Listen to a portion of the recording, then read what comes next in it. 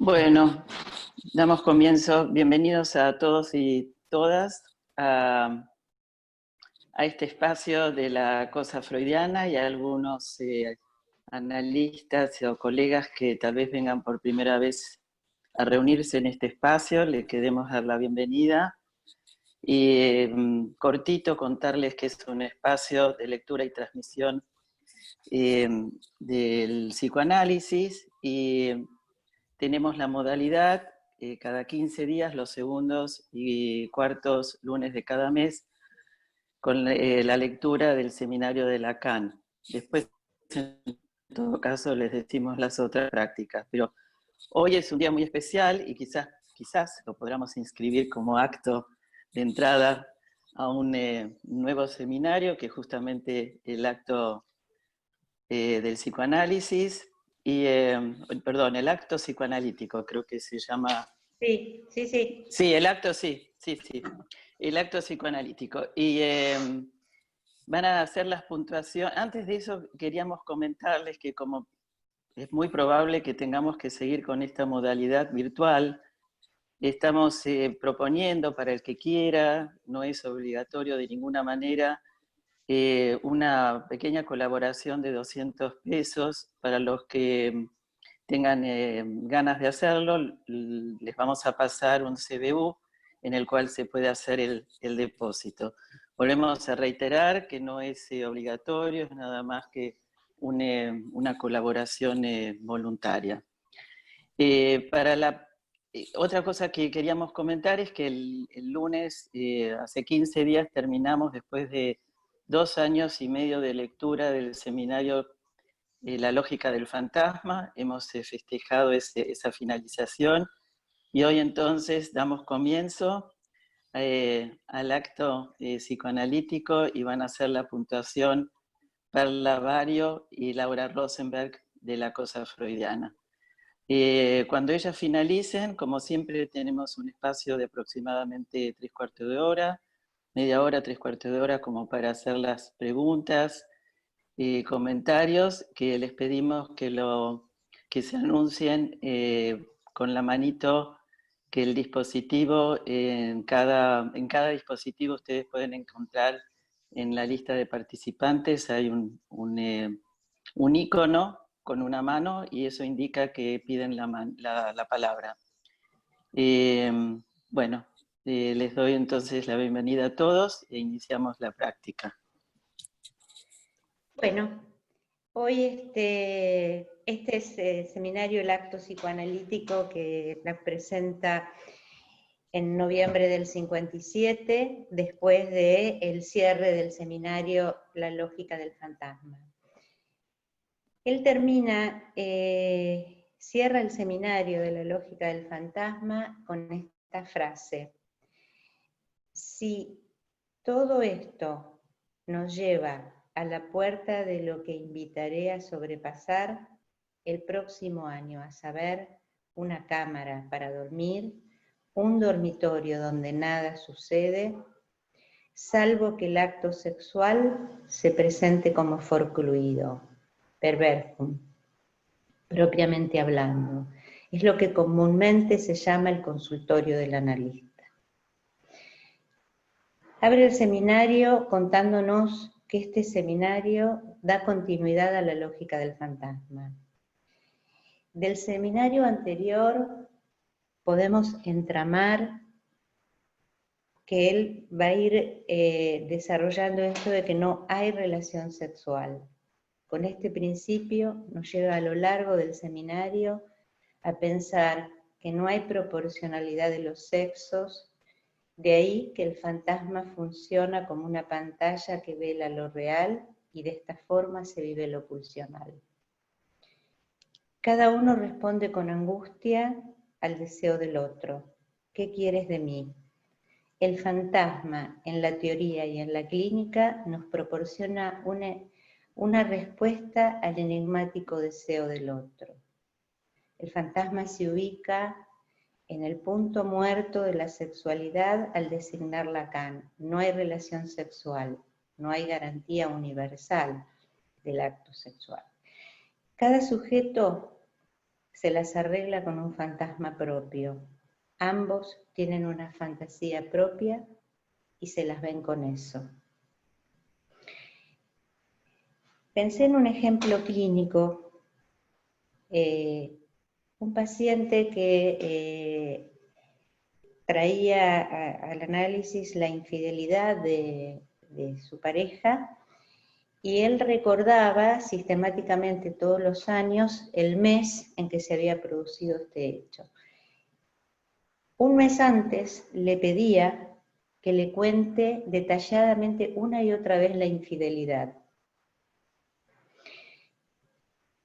Ella, en este caso, goza con el martirio que le llevaba este relato, y él goza con las palabras. En esta pregunta no hay acto sexual, el goce es de cada cual. Es el síntoma dado que no hay una pulsión sexual total. En el último párrafo del seminario, lo que está forcluido quedaría por fuera del acto analítico y no daría cuenta de lo que produce. Lacan ubica al amor en el registro imaginario y diferencia el goce del amor. Ya introducimos en esta dimensión que representa el acto, pero Laura, yo voy a dar continuidad y Laura después va a tomar referencias del acto desde Freud. Él va a decir, va a seguir el que el psicoanálisis se entiende al menos al principio, dice, eso hace algo leer ese párrafo que hay del acto en la poesía. ¿Qué hay del acto en la poesía? Quizás preguntárselo sería una forma de introducción de lo que hay de acto en la poesía. Pero hoy no se lo va a preguntar en el sentido de la poesía. No obstante, es nuestro interés porque Lacan trabaja ampliamente con la lingüística y a través de su obra nombra la poesía. Por ejemplo, en el seminario 3, él dice que poesía es la creación de un sujeto que establece una relación simbólica, una nueva relación simbólica con el mundo. En el 24, ya mucho más adelante, va a decir que poesía es la interpretación extingue un síntoma, la verdad se especifica por poética. Tomamos de la poesía de poiesis, que significa hacer una producción, una creación, un acto creativo. Se toma poesía tomada así, decía etimológicamente de poiesis, y que implica un hacer transformador, hacer con las palabras que va contrasentido. ¿Qué relación encuentra él entre el acto analítico y acto poético? No como acción, sino como una intervención que produce corte. Hacer con las palabras no coincide con el sentido de las palabras. Ambos reproducen un hacer transformador, conmueven, asombran, como la intervención del analista. Austin nombra las diferentes formas del acto del decir.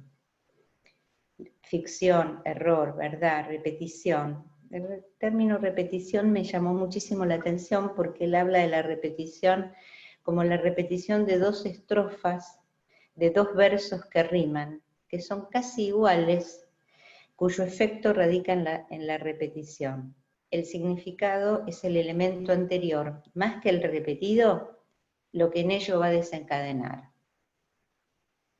También en la poesía tenemos sustitución de palabras, que una sola palabra que irrumpe como efecto sorpresa es inesperado y cambia también el curso de la poesía. Tomé de Noemí Giuliani una frase él ya tiene un libro que se llama Las terapéuticas del lenguaje infantil, que dice, el mundo de la poesía nos permite desprendernos de la concretud de los objetos. significar de diferentes maneras, combinar, discriminar, diferenciar nuestro decir y nuestro pensar. Va a continuar hablando de transferencia, no es otra cosa que la puesta en acto del inconsciente. Es decir, él va haciendo todo un recorrido acerca del acto, el acto como hacer, el acto como consecuencia, es decir, y dice que es una frase nada más, ¿no? Pero es riquísima. Transferencia no es otra cosa que la puesta en acto del inconsciente. Y tomé de Lacan y una frase que en el libro Variantes de la cura, en el dispositivo psicoanalítico de Rubén Di Marco y Aurora Fabre, ellos van a hablar de, en el principio está la transferencia. Lacan plantea en el seminario del acto que al principio está el verbo. Es una clara alusión a lo simbólico, en el advenimiento del sujeto a la palabra. Pero también que en el principio está la acción, con todas las implicancias de lo real. Entonces, ¿por qué no extender, como dicen Rubén y Aurora, por qué no extender la enunciación lacaniana? En el principio está la transferencia. Porque aquellos sujetos que están en los principios de la subjetividad, o sea, el analista en el cada vez del encuentro clínico, encuentra una escena donde aloja un gesto, un movimiento, una palabra, una tensión, un grito, una posición en el espacio, una suspensión temporal, una errancia que hace que ese sostenimiento, en algunos casos, constituyan el montaje pulsional en el llamado acto analítico. La función del acto es lo que nos interesa, va a seguir en su desarrollo, él va a seguir diciendo que la función del acto es lo que nos interesa en psicoanálisis. Habla de los compromisos, ya sea del analista, del analizado, pero ¿cómo no plantearnos el acta de nacimiento? Inscripción que en alguna parte el correlato del significante dice que no falta jamás en lo que constituye un acto. El correlato significante forma parte necesaria de lo que constituye un acto. Agrega, dice, y mientras puedo caminar les hablo de esto. Esto no es un acto, pero si un día traspaso el umbral y por franquear un cierto umbral yo me pongo fuera de la ley, este día mi motricidad tendrá valor de acto. Acá sería, en principio, pensar el acta de nacimiento, ¿no? La importancia que tiene el hecho de la inscripción de lo que había antes y quién lo nombra. No recuerdo, no lo ubiqué, pero yo recuerdo que hay un texto donde Freud le habla a los pediatras sobre la sexualidad infantil, y los pediatras le dicen que eso ya lo saben. Él le habla de las manifestaciones de los niños, de la sexualidad, y los pediatras dicen eso ya lo sabemos. Y él les responde, pero eso no estaba dicho.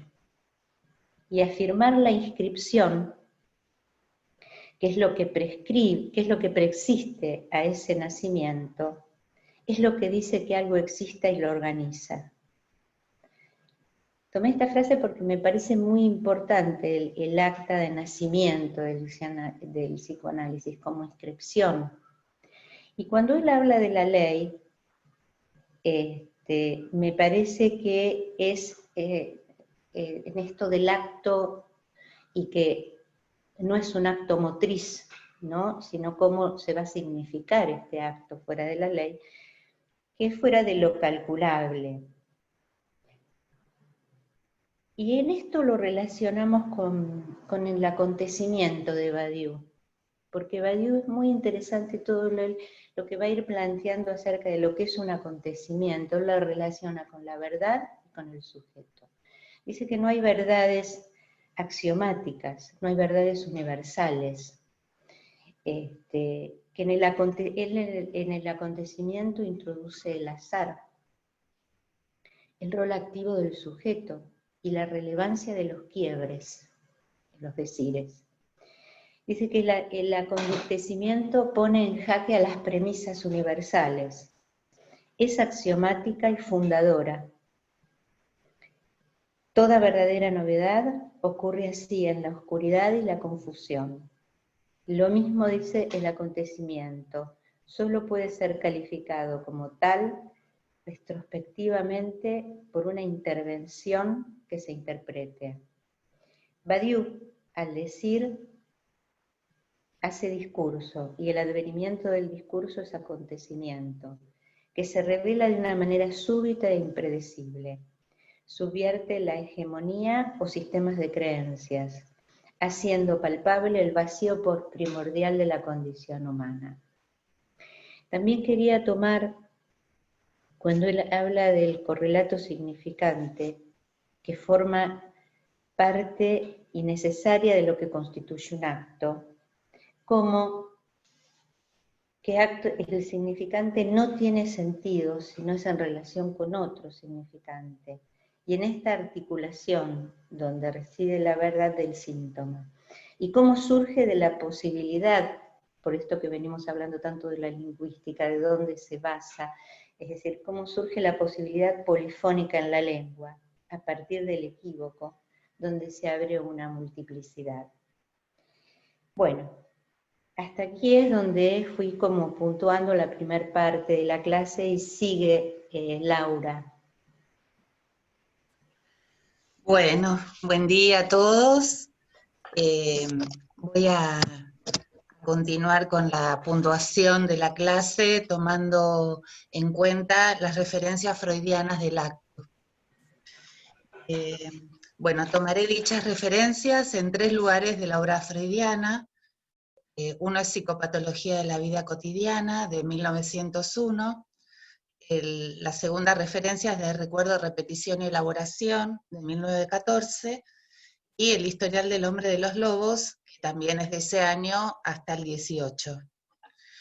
Para comenzar por la primera referencia, tomaré el apartado de acciones casuales y sintomáticas que para Freud expresan algo que el lector ni sospecha, y que en general no los comunica, sino que los guarda para sí. Estas acciones desempeñan el papel de síntomas. Dice así: las acciones casuales o sintomáticas en asuntos relativos, por ejemplo, al casamiento, suelen tener más serio de los significados. Y acaso hagan creer en presagios que no quiera considerar la psicología de lo inconsciente. No es un buen comienzo que una joven señora pierda su alianza durante el viaje de bodas, aunque las más de las veces solo lo haya extraviado y vuelva a encontrarla. Drake comenta un caso de una muchacha que amaba a un colega suyo, M, que le había obsequiado un anillo, encomendándole que no lo perdiera, pues de lo contrario sabría que había dejado de amarla. El señor desarrolló una gran aprensión de que pudiera perder el anillo. Si se lo quitaba un momento para lavarse, en general lo extraviaba y tardaba largo tiempo en recuperarlo. Cuando introducía una carta en un buzón, no podía sofocar la angustia de que el anillo pudiera trabársele en la abertura de aquel. Y de hecho, una vez le sucedió. La carta que esta vez remitía era de despedida a una anterior querida, hacia la cual él se sentía culpable. Y al mismo tiempo despertó en su interior una añoranza por esa mujer que entró en conflicto con su inclinación a su actual objeto de amor. En estas acciones retorna lo reprimido por el sujeto y así traduce lo fallido de su intento y la posibilidad de leer los deseos en conflicto. No olvidemos los actos en 2 tiempos del hombre de las ratas, de poner y sacar la piedra del camino del carruaje de su amada, ambivalencia evidenciada en un acto que expresaría su amor, en el otro su odio. O el ejemplo de la paciente de Freud que acostada en el diván se levanta con una mano la pollera y con la otra se la baja. La segunda referencia freudiana de recuerdo, repetición y elaboración dice: el analizado no recuerda nada de lo olvidado y reprimido, sino que lo actúa. No lo reproduce como recuerdo, sino como acción. Lo repite sin saber que lo hace. Freud relata, por ejemplo, que el analizante no recuerda ser desafiante frente a los padres, pero actúa así frente a él. Así se instala un comienzo ligado a la repetición, ubica el vínculo entre transferencia y resistencia ya tan conocido. Es señalable la relación entre resistencia, dificultad de recordar y actuación. El recurso al manejo de la transferencia es lo que permite domeñar la compulsión de repetición, sustituir la neurosis ordinaria por una neurosis de transferencia, y así se despertan los recuerdos ya que se vencen las resistencias que los retenían como olvidados. Allí Freud señala que el vencimiento de la resistencia comienza con el acto de ponerla en descubierto el médico, pero no alcanza con ello, ya que hace falta un trabajo para reelaborarla que permitiría descubrir las mociones pulsionales reprimidas. Relacionaremos la reelaboración a la inercia psíquica, luego a la resistencia del ello, nombre de lo producido como resto de lo analizable. Pues acá ubico algo de lo inelaborable como resto. Observemos el contrapunto entre mociones pulsionales, trabajo inconsciente, y lo inercial que aquí se introduce como formando parte de este proceso, nombrando de alguna manera los límites, lo imposible. Esto es como un saldo del trabajo, no como, digamos, como lo que se produce como resto del trabajo en el análisis, ¿no? Una vez planteadas estas cuestiones, quisiera ubicar lo que hace a la repetición inconsciente y me vi llevada a poner la relación entre lo planteado por Lacan, nuevamente acerca del acto sexual y el acto analítico, siendo que en ambos el sujeto, producto de estos actos, se ubica como excluido. Voy a retomar lo que Carla también trabajó y que está al inicio de la clase,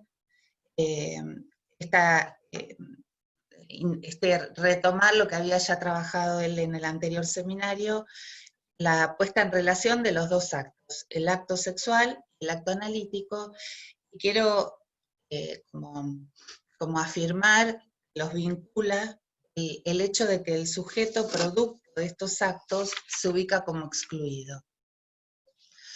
Para ello tomaré el historial del hombre de los lobos y me referiré a la articulación entre escena primaria y su subjetivación a partir del sueño de angustia. Para ello voy a tomar el seminario 1 de Lacan, en el capítulo que él llama el núcleo de la represión.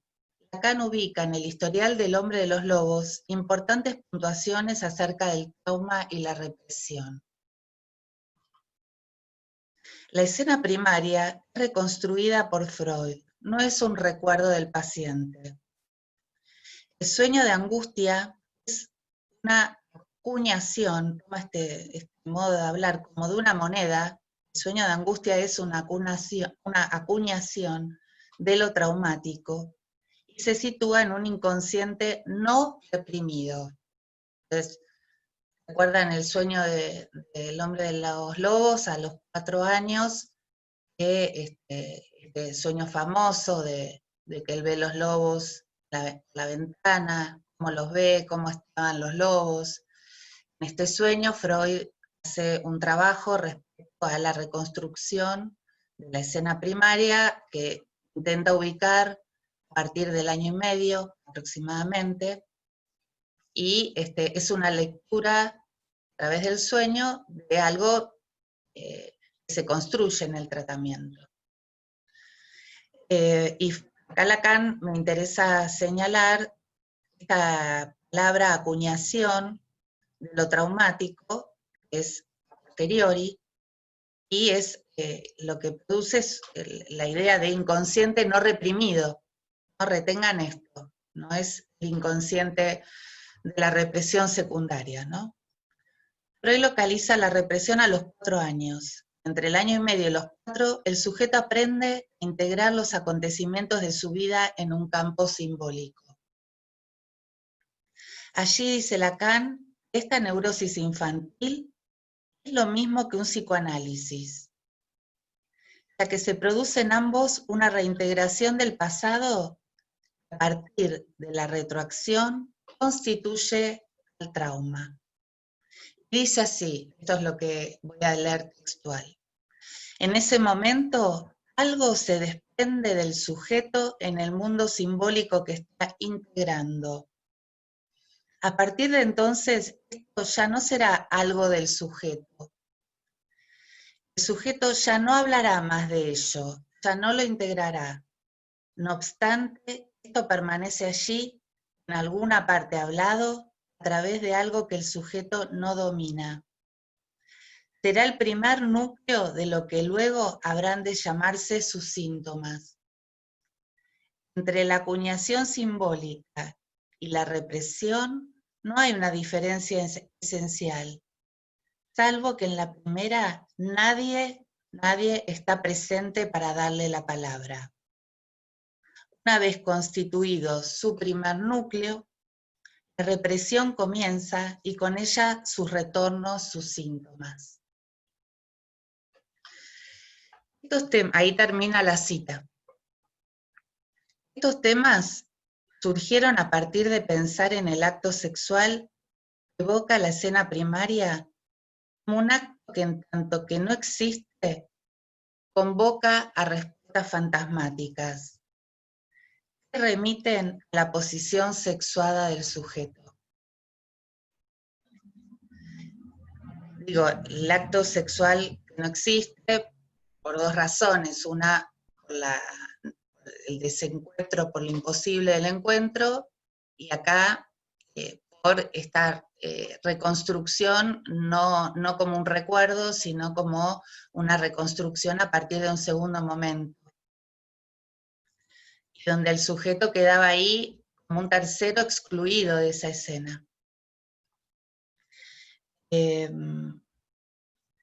Entonces, estos temas surgieron a partir de pensar en el acto sexual, evoca la escena primaria como un acto que en tanto que no existe, convoca a respuestas fantasmáticas que remiten a la posición sexual del sujeto. Recuerden lo de la condición erótica del hombre de los lobos, después se trataba del acto sexual a cargo, y Freud reconstruye allí lo que él ubicaba en relación al vínculo amoroso entre los padres, ¿no? Bueno, las lecturas de este acto nunca reencontrarán un quién, ahí no hay nunca un quién de ese primer momento, y permite ubicar una inscripción que procura una pérdida. El sujeto queda excluido de un goce imposible, y a partir de esta operación se constituye un origen como perdido. Es así que, volviendo a tomar el texto de recuerdo, repetición y elaboración, podemos decir que se repite porque es imposible recordar. El límite es que no hay recuerdo posible. Y eso permite pensar la incompatibilidad del sexo y del inconsciente, ya que siempre habrá una falla en la posibilidad de nombrar un origen. Y cada intento de nombrar ese origen vacía por medio de la repetición ese lugar imposible de ser apropiable. Tanto el acto analítico como el de nacimiento, tomado acá en el sentido de la constitución del sujeto, a partir de ser producto de un acto sexual que lo precede, suponen un sujeto que nunca está en ese acto. una imposibilidad de ubicar un origen, sino como perdido, y una causa que en tanto tal es puro agujero. Nada más ajeno a este modelo que el propuesto por lo que Lacan llamará la lectura psicologizante del aparato psíquico a partir del modelo del arco reflejo. Allí hay una causa que determina el efecto, una descarga motriz del impacto de una percepción. Bueno, yo no sé si continuar o podemos dejar acá para hacer preguntas, ya que tenemos otra clase más, si tienen preguntas, si no, continúo un poco más el desarrollo. Bueno, en ese caso podemos entonces sí ya abrir la posibilidad de que levanten las manos y le vamos dando lugar a medida que quieran ir hablando. Y si ya saben cómo se levantan, ¿no es cierto? Participantes, hay un lugar donde dice levantar la mano, y si no, bueno, en el chat, si alguien tuviese esa dificultad.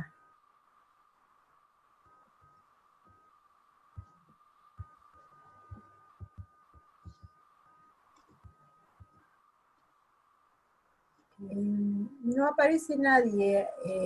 ¿Querés seguir entonces, Laura? Sí, sí, seguí, Laura, sí. Sí. Uy, esperen que... Esperen un segundo. Bueno. Bueno, acá volví a hablar del acto analítico, el acta de nacimiento, y la relación con esto que Lacan en la clase llama la lectura psicologizante del aparato psíquico. Allí una causa determina el efecto, una descarga motriz del impacto de una percepción.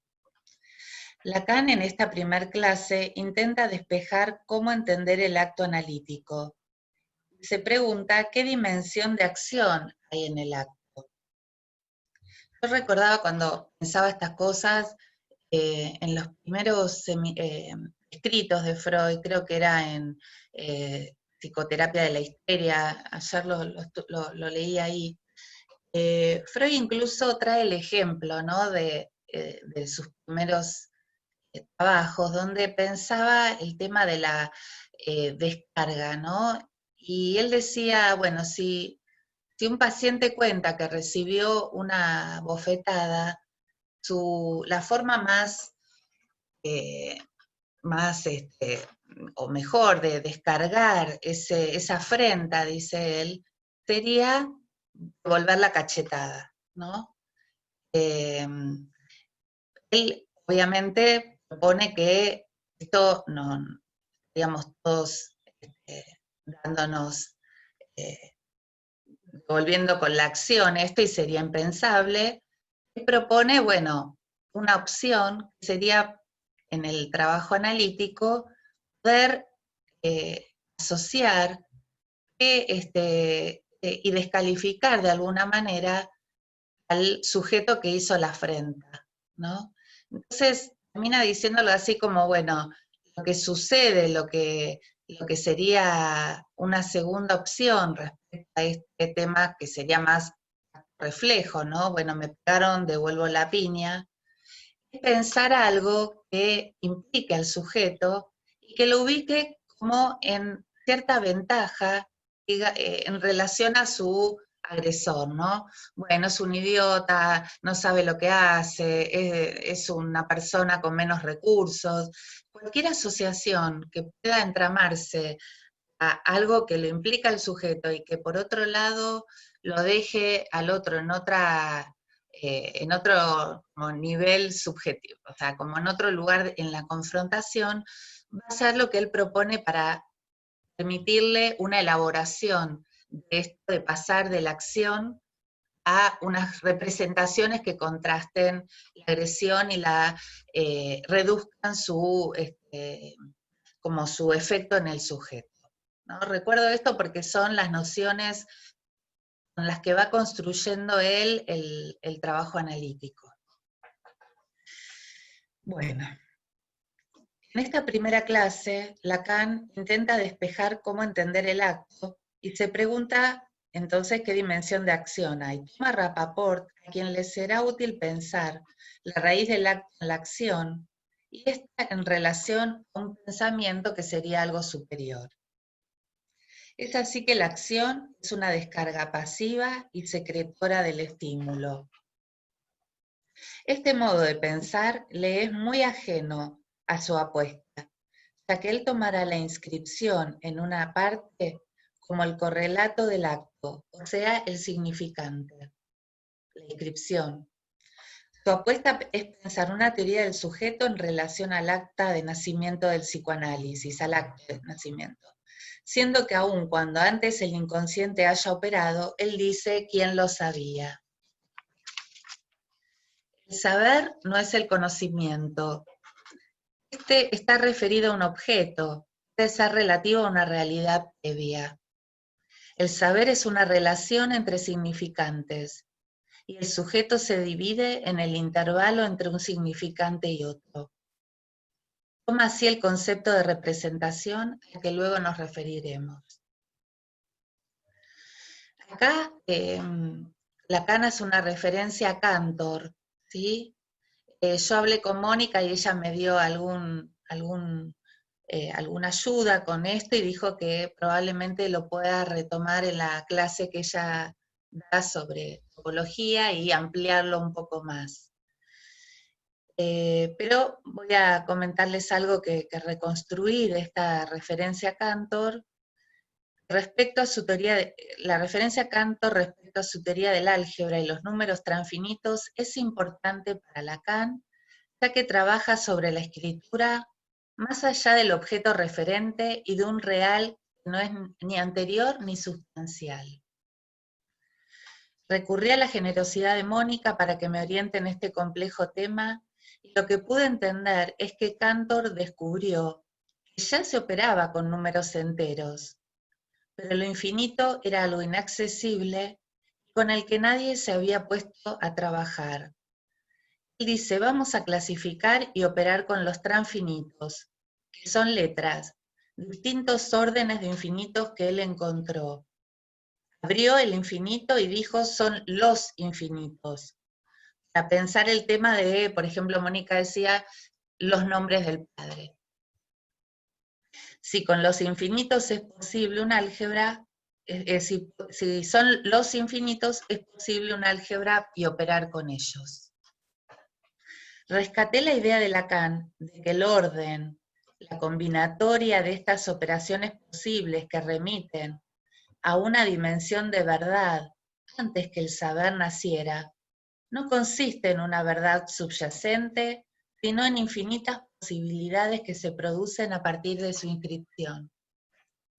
De esta manera, no hay una anterioridad a su escritura, y así retoma el concepto de representante de la representación, Vorstellung Repräsentant.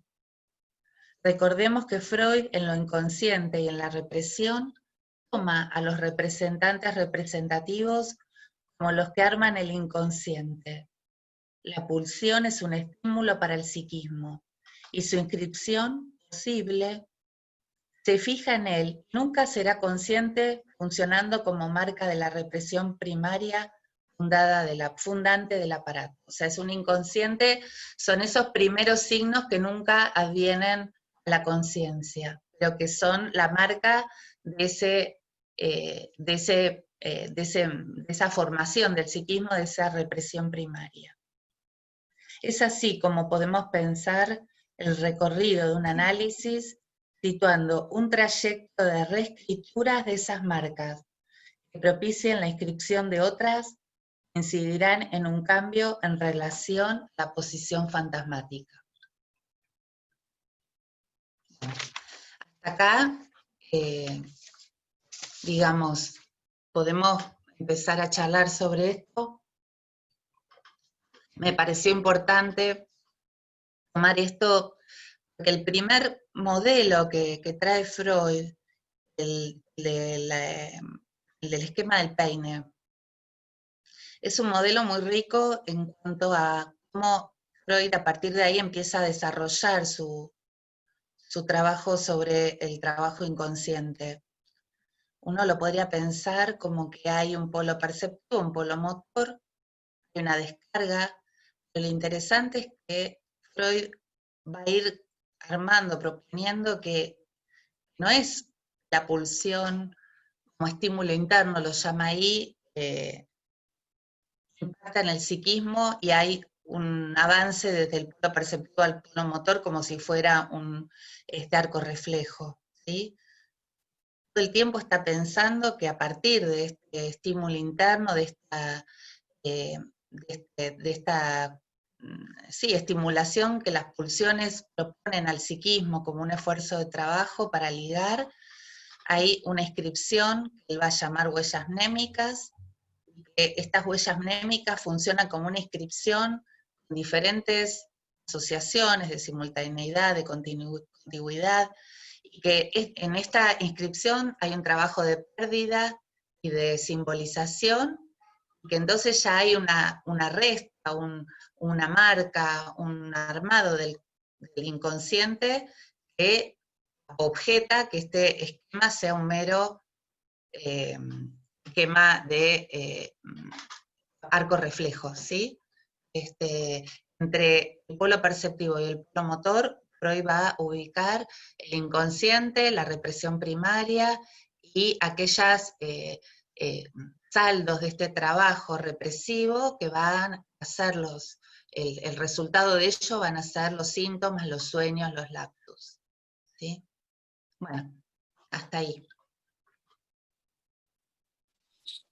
Bueno, muchas gracias Perla, muchas gracias Laura. Muy interesante lo que plantearon y puntuaron.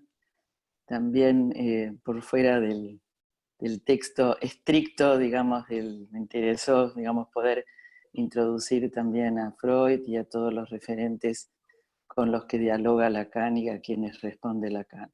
Damos ahora entonces la palabra a todos aquellos que quieran hacer una pregunta o alguna puntuación. Repito, en cada dispositivo ustedes tienen un icono que es una manito, que no es la mano, que no es esta mano, por ejemplo, ¿sí? Sino que es una manito que va a estar inscrito en la lista de participantes y a partir de esa inscripción, levantando esa mano, les vamos a dar la palabra. En el iPad, por ejemplo, está en los 3 puntitos y dice levantar la mano. En los otros dispositivos me parece que está en la lista, abajo de la lista de participantes.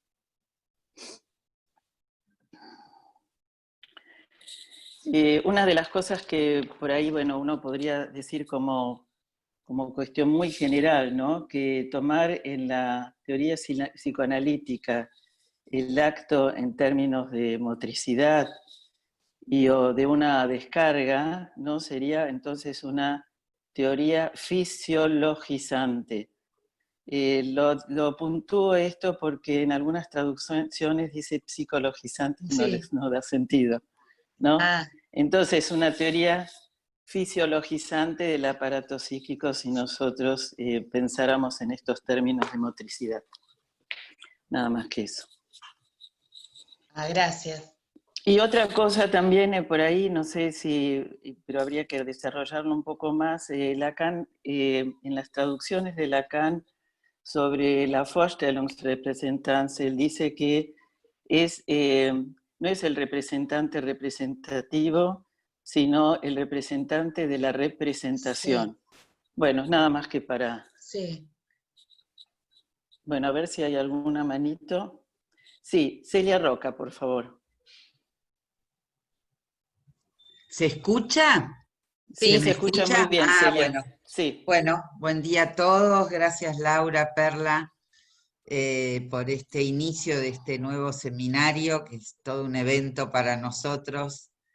Y que bueno, ustedes marcaron un comentario, quería hacer nada más esto que ustedes marcaron, de cómo de algún modo Lacan hay una cierta continuidad con el seminario de la lógica del fantasma, donde él sobre el final venía trabajando esto de que no hay, aunque deja una abertura, no hay acto sexual, ¿no?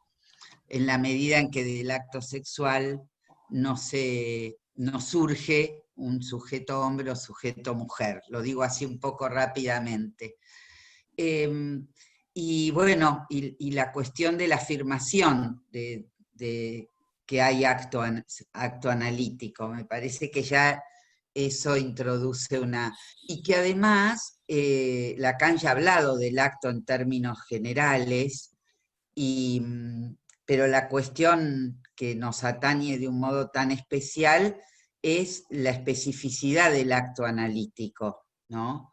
Que hace de algo un acto analítico.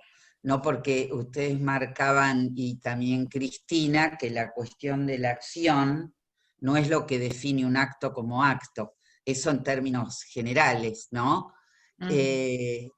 Pero bueno, pero la cuestión es qué es lo que hace de un acto psicoanalítico, digo, que es lo que nos atañe.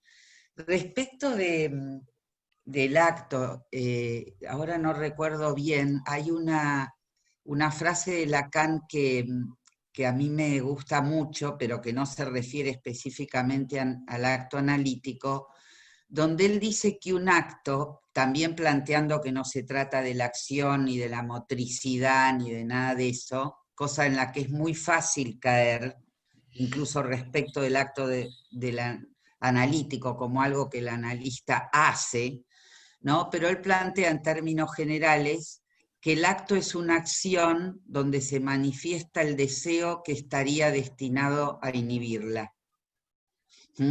O sea, que plantea la cuestión de que en general nos movemos con actos inhibidos, porque el deseo está ubicado de tal modo que inhibe el acto. En cambio, que inhibe sí el acto es una acción donde se manifiesta el deseo, ¿no? Y bueno, pensaba eso y lo dejaba también abierto para pensar en relación al acto y al deseo del analista.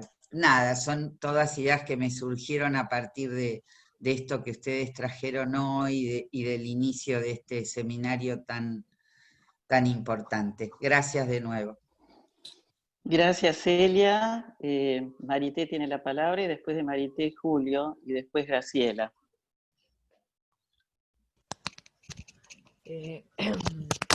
Bueno, muchas gracias por todo lo que se abrió. Me gustó mucho esto que trajiste, Perla, en relación a la dimensión poética, ¿no? En el punto, digamos, de que se trataría allí de un acto donde hay una creación y hay un decir. Es decir, si hay algo que podría ubicar la diferencia entre cualquier campo, porque Lacan se pregunta, bueno, el acto que es la interpretación, es la sesión, pareciera que hay un plus, hay algo más que tiene que ver con la creación, como en el campo de lo poético. ¿Y dónde, me preguntaba yo, estaría esto que se crea?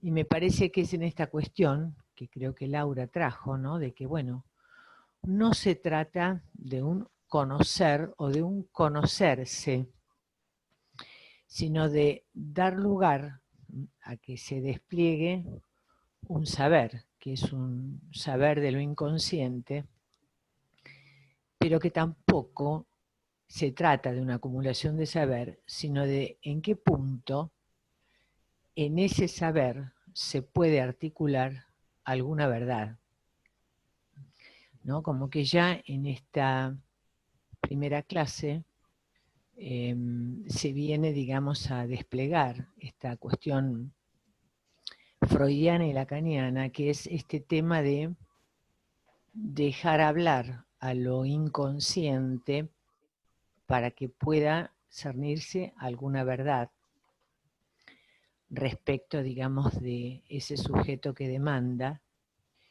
Y me encantó esto que trajo Perla, de que al comienzo está la transferencia, ¿no? Porque justamente sin la transferencia no se podría, digamos, avanzar en estas operaciones, ¿no? Es decir, que finalmente, porque digamos, la pregunta, digamos, que está sobrevolando es de qué se trata el acto analítico, ¿no? Y bueno, me parece interesante este punto de partida de ubicar allí la transferencia y estas torsiones, ¿no? Bueno, hasta ahí, gracias. Julio, por favor.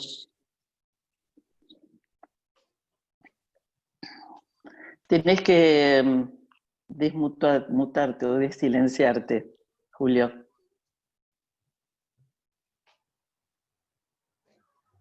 ¿Ahora? Sí, ahora sí está bien. ¿Va? Bueno, buen día, muy buena la introducción, chicas.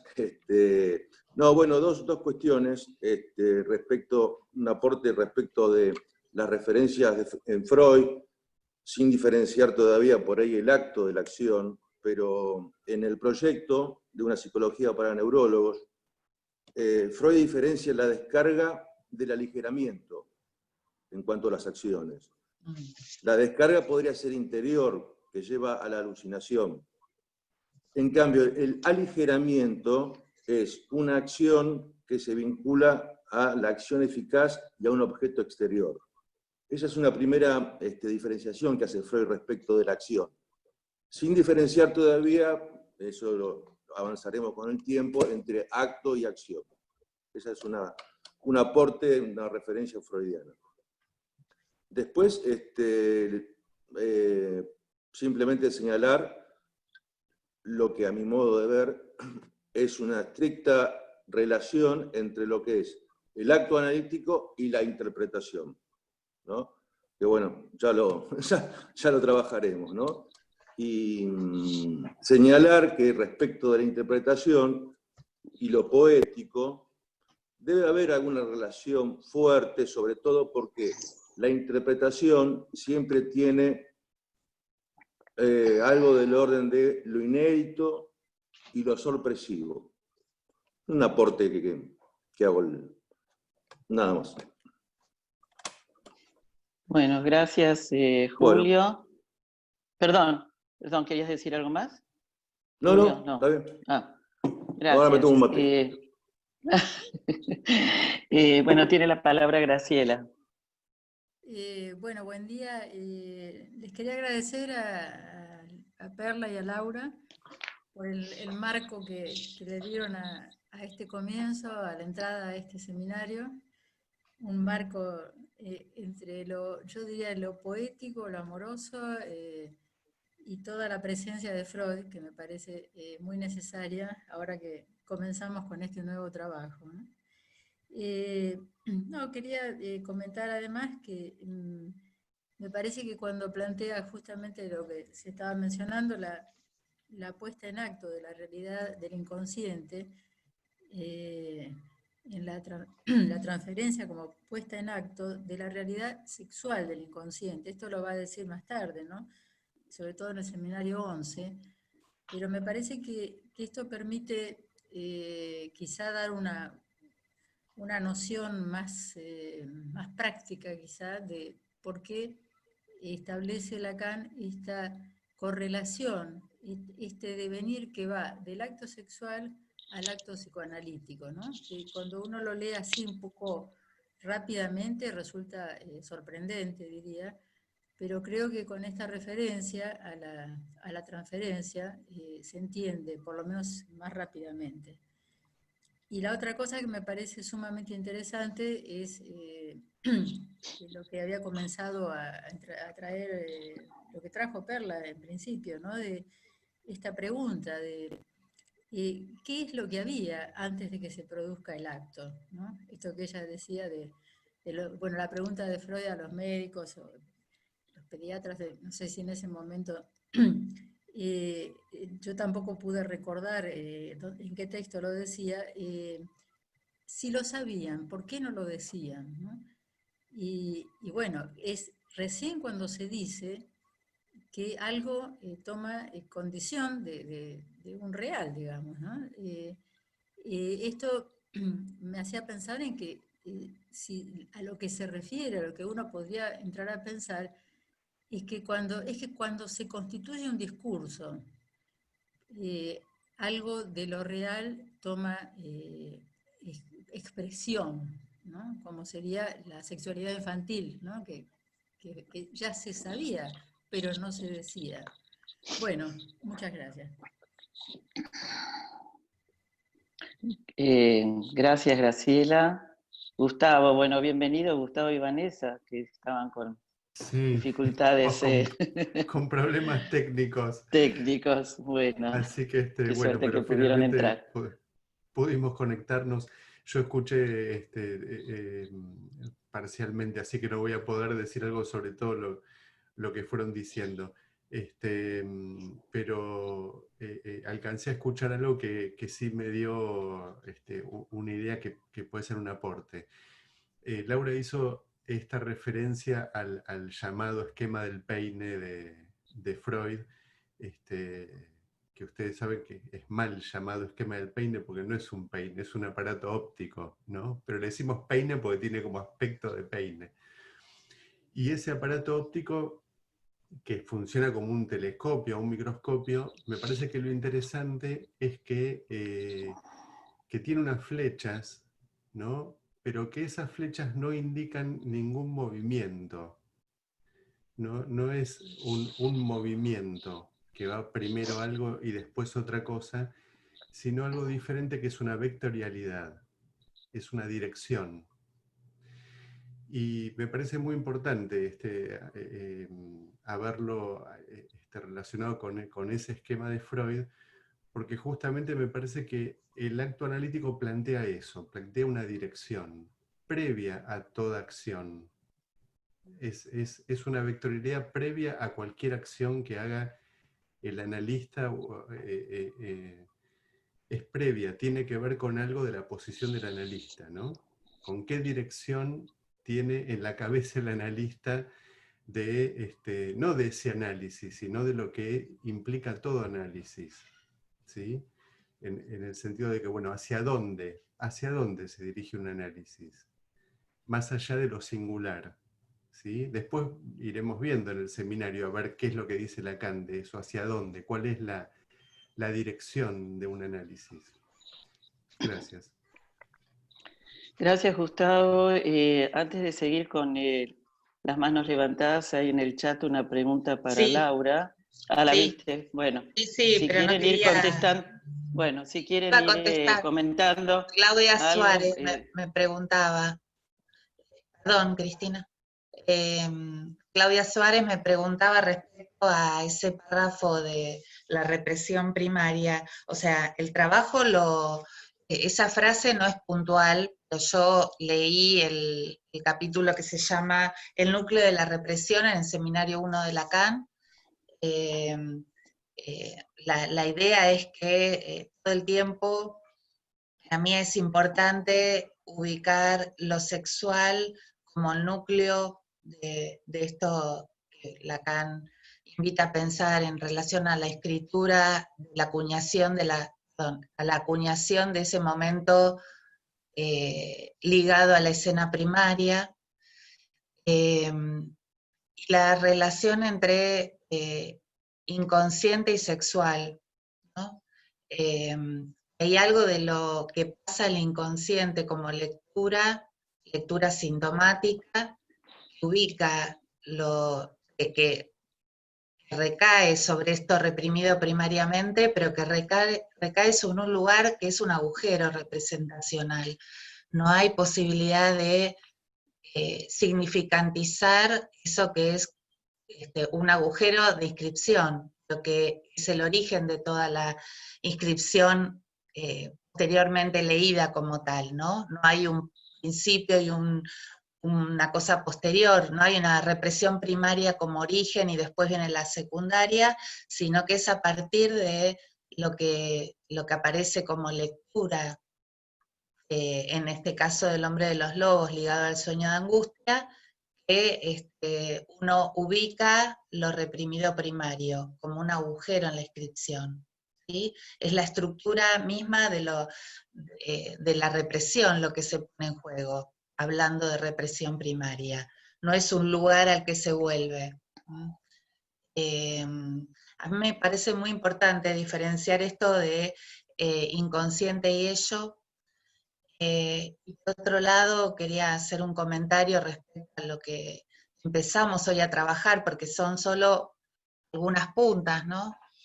Respecto a lo que hace al acto analítico, tanto el acto sexual como el acto analítico, el acto sexual acá que está ligado a la escena primaria, suponen la producción de un sujeto como excluido. El sujeto está entre un significante y otro, producido por este acto, que no es sino una inscripción. El acto es su lectura, dice Lacan, incluso más adelante lo va a desarrollar bien. El acto es corte, produce un sujeto, no es calculable, no es algo que se pueda anticipar, se lee por sus efectos a partir de esta producción de un sujeto que no se puede sustancializar, ¿no? Sino que es efecto de esa marca, lo que implica una doble vuelta, una doble, sí, después Lacan lo relaciona con la topología, pero no hay, el acto es su lectura, y en el entre dos aparecerá este sujeto que es evanescente, intervalar, y que, digamos, que conlleva pensar en esta idea de un sujeto, es lo que está representado entre dos significantes. Está representado, está mal dicho también, en realidad. Es representado, pero sin ninguna esencia ni sustancialidad, ¿sí? Esto no calculable, no predecible, el efecto sorpresa, son todos avatares de las lecturas que propician pensar el acto analítico. No se trata de un cálculo del hacer, bueno, lo voy a saludar o no, le voy a decir que haga tal cosa o no. Ya la semana que, la próxima reunión, con Perla pensamos trabajar algún material clínico. Es interesante que estemos alertos respecto a esto, porque cuando creo que en algún momento se armó mucha disputa en relación a los actos de los analistas, que había que hacer algo, ¿no? Ligado más a lo motriz o a un corte de sesión, que eso sería el verdadero acto, pero un corte quizá indiscriminado. Había como un aliento a promover el acto como si fuera algo del hacer, ¿no?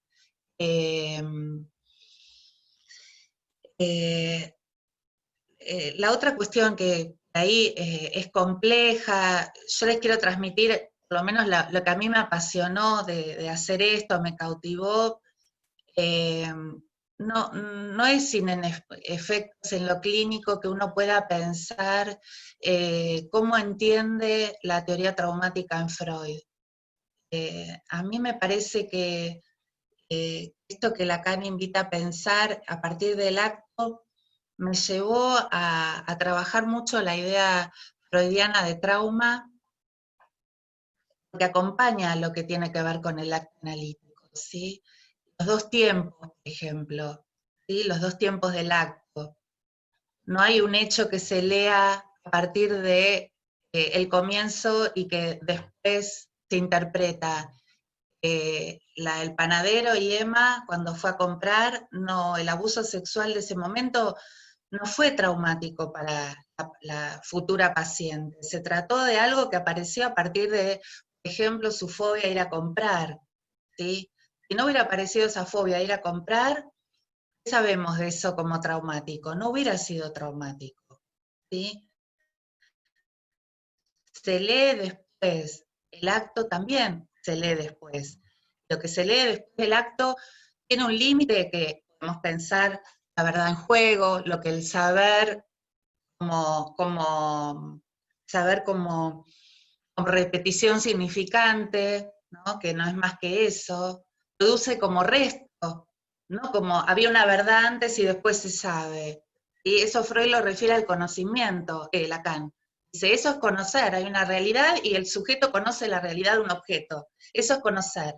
Pero el saber es otra cosa. El saber es algo que se produce por el vínculo entre los significantes y resta, como resto de eso hay una operación de verdad. Sitúa lo inelaborable del trabajo analítico, pero como saldo. Y uno sabe al principio de que todo es imposible, pero lo tiene que atravesar con lo que Lacan en los escritos llamaba el recorrido de un análisis como trabajar la castración, o no me acuerdo cómo, subjetivar la castración, no me acuerdo qué palabra usaba, pero el recorrido de un análisis es producir, el saber no alcanza a decir de la verdad, pero que la verdad es producida por eso, como si dijéramos lo imposible, lo real, es un efecto del trabajo simbólico, imaginario, pero que produce esa resta. Entonces, me parece que situar a un sujeto que nos habla en relación a su historia, es ubicar algo de los significantes que lo determinan, la historia en la cual él es producto de un vínculo sexual que lo precede, ¿sí? Yo me formé muchos años, la mayoría sabe, con Fuggelman. Él siempre decía, fíjense en qué época nació un chico, por ejemplo, ¿no? Él contaba el caso de un pibe hiperkinético, no sé qué edad tenía, 5 años, que lo consultan los padres, y le dice, ¿cuándo nació este chico? Y había nacido el año de la hiperinflación, ¿sí? ¿Cómo el pibe este estaba ubicado en significantes que hacían también el lugar que él tuvo en la escena primaria de los padres? Escena primaria no es solamente si los vio teniendo relaciones, ¿sí? El lugar que este pibe ocupó en el vínculo de la pareja, un vínculo ligado a encuentros y desencuentros entre sus padres, ¿sí? Bueno, nada,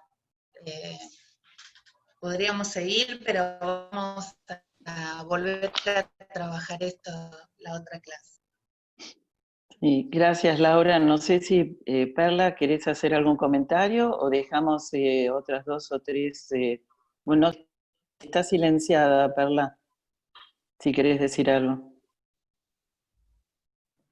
No, Ahora. quiero seguir con los comentarios, después en tal Bueno, caso... cómo no, está bien. Entonces, tiene la palabra Mariana, luego Mariela y después Carlos Cardenes. Hola, buenos días. Bueno, muchísimas gracias a Perla y a Laura.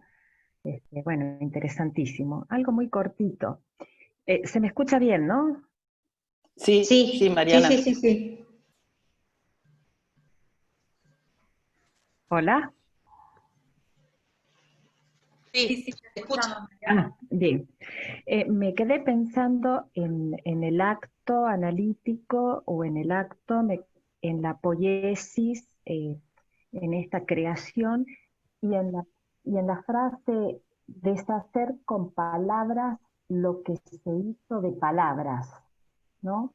Esto que hablamos de que el acto no tiene que ver con algo motriz, ¿no? O con la acción, sino que tiene que ver con otras cosas, con esas letras o significantes que marcaron a ese sujeto en ese primer acto, digamos, del atravesamiento de la palabra o el ser hablado, y deshacer esto que fue hablado, que fue marcado, o estos significantes ambos que lo determinan, deshacer y crear algo, ¿no? Con eso que se hizo. No, se me ocurría esta frase, ¿no? Deshacer con palabras lo que se hizo de palabras. Bueno, eso es todo. Muchas gracias. Muchas gracias, Mariana. Mariela.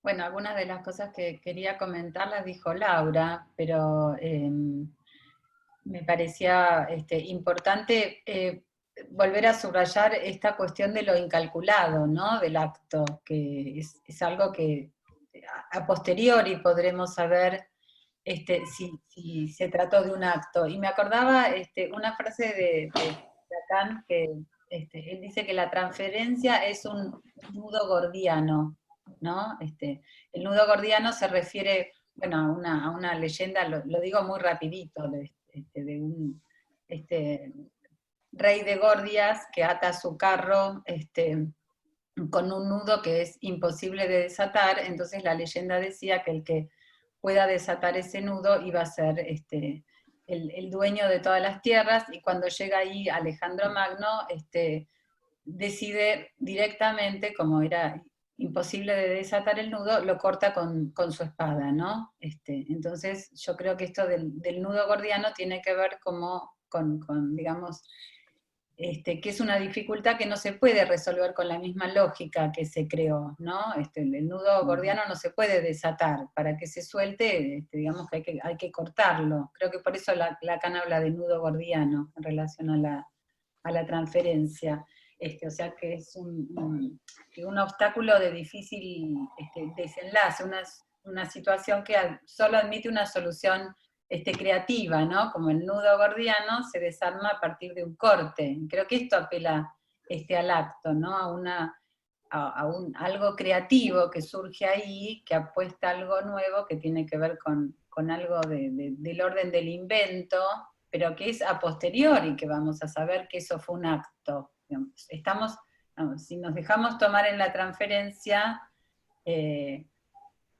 algo acontece que después sabremos que eso fue un acto por los efectos que produjo. Como Laura decía, es lo opuesto a planear hacer algo para, ¿no? Como muchas veces lo hemos escuchado, ¿no? Bueno, quería decir esto nada más. Muchas gracias, Mariela. Carlos. Perdón. A Carlos y después, porque no hay más preguntas, así que terminamos con Carlos. ¿Qué tal? ¿Cómo les va? Gracias, Carla, gracias, Laura. Quería hacer como de alguna manera, como un comentario,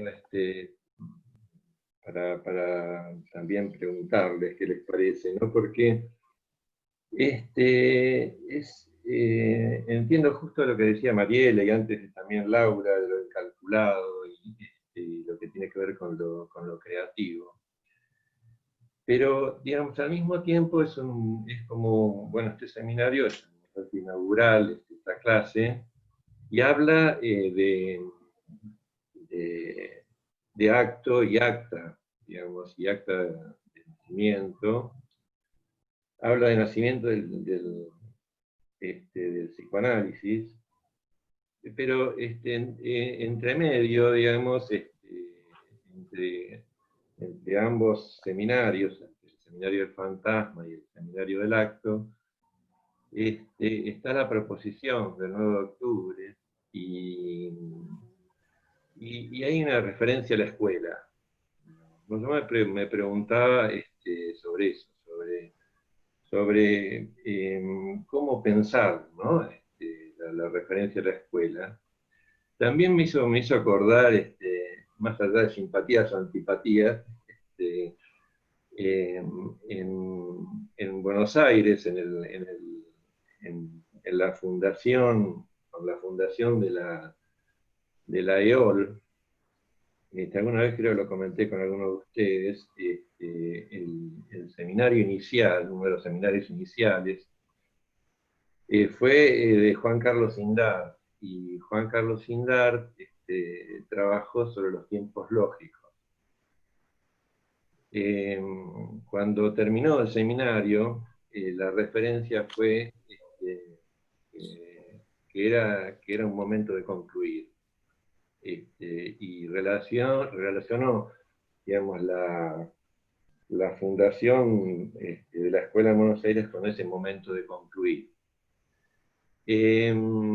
Bueno, este es el punto que de alguna manera quería traer, ¿no? Digamos, cómo pensar la relación del acto con los momentos de concluir, no solamente en referencia a las escuelas, sino en referencia a un análisis, ¿no? Que me parece como algo importante, ¿no? Bueno, eso nada más, gracias. Bueno, gracias, Carlos. Le damos la palabra ahora a Perla y a Laura, si quieren responder o completar con algo. No, solo yo quería decir respecto a la cuestión de la poesía, que Lacan también habla de los efectos de la poesía en el propio poeta, digamos, ¿no? Como en el analizante, los efectos de este trabajo sobre la propia persona. Eso, que está recortado en el texto. Sí. Respecto a lo que decís, Carlos, me parece interesante y por ahí lo podríamos tomar para pensar el próximo encuentro en este tema, ¿no? Sí, porque además es en este tiempo que él va a trabajar también la proposición. Entonces, sí, la proposición, el pase. Sí, claro. Sí, sí.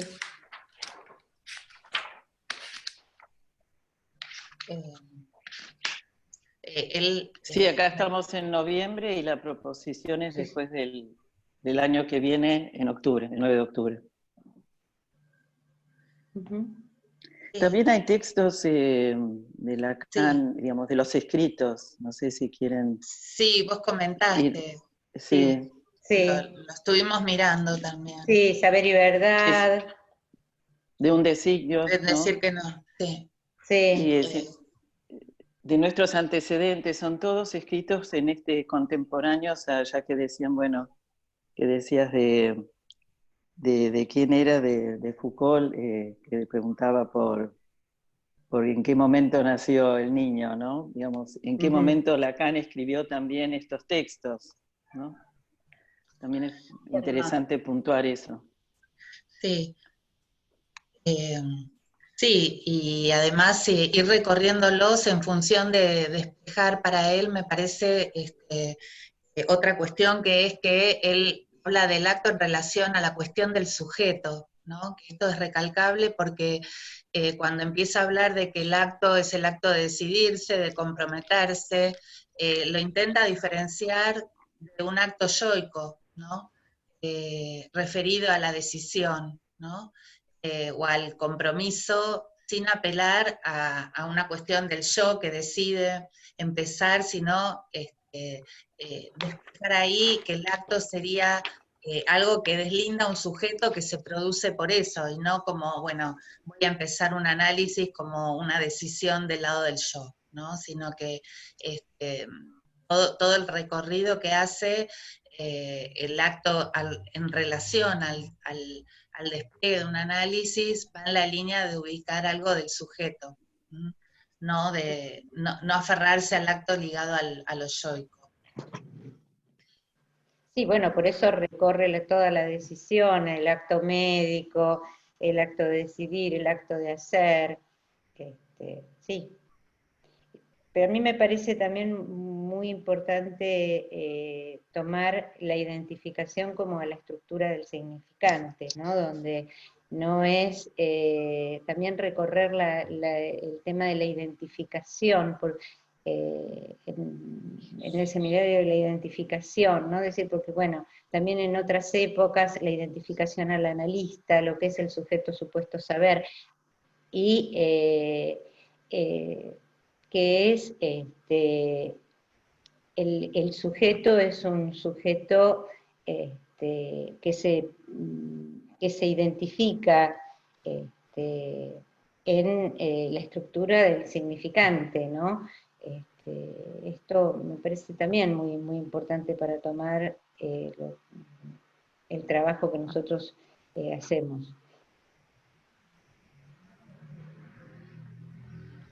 Bueno, si no hay más preguntas o algún comentario de las colegas que hicieron la puntuación, haríamos un intervalo de unos 5 minutos para dar lugar después a la clase de Mónica con topología, que no recuerdo ahora muy bien cuál es el tema.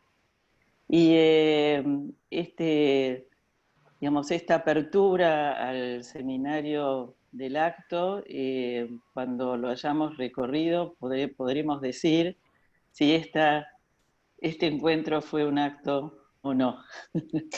Cristina, Será posterior. Sí. No, quería decirte que Mónica va a continuar con el número de oro y con la articulación con el seminario de la lógica del fantasma, terminando hoy con esa temática, y el mes que viene comienza con el seminario, con la articulación con el seminario del acto. Bueno, gracias. Bueno, muchas gracias.